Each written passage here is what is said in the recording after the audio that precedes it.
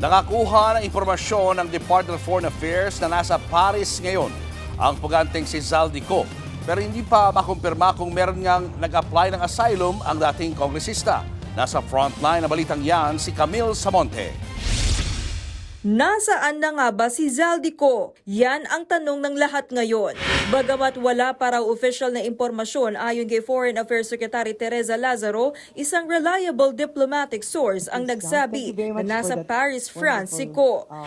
The information that he's in Paris came from a highly regarded diplomatic source, which I cannot reveal because that is said to us in confidence.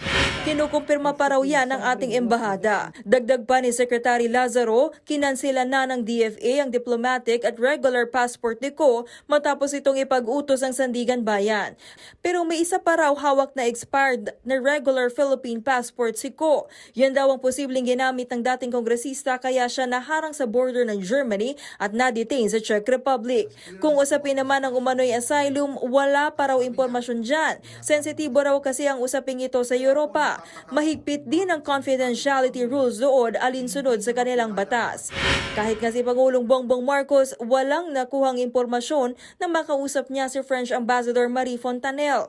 Ayon sa palasyo, tinanong ni Pangulong Marcos si Fontanelle kung bakit hiniling ng France sa Czech Republic na palayain si Ko. Pero walang nakuhang sagot ang Pangulo. Ayon sa French Ambassador, hindi siya maaaring magbigay ng impormasyong hindi siya otorisadong ibigay. Bagamat dismayado, iginagalang daw ni Pangulong Marcos ang proseso ng France at Czech Republic. E paano ba napunta si Ko sa Paris, France? Ayon sa international law expert na si Atty. Robel Bagares, sa panayam nito sa programang The Big Story ng One News, sa ilalim ng asylum system ng European Union o EU, may tinatawag na Dublin III Regulation.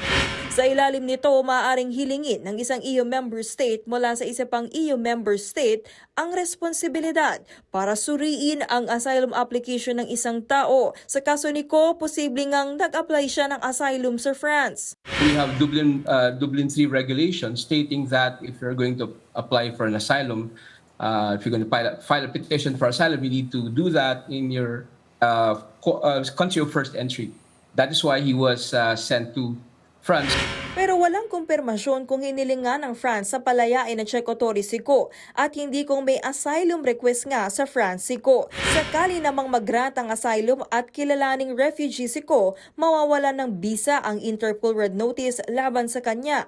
Hanggang ngayon, nakabinbin pa rin ang Interpol Red Notice request ng Pilipinas laban kay Ko. Nagbabalita mula sa Frontline, Camille Samonte, News 5. Mga kapatid, Julius Babaw po. Para sa komprehensibo at makabuluhang balitaan at talakayan, mag-follow at mag-subscribe na sa social media pages ng News 5.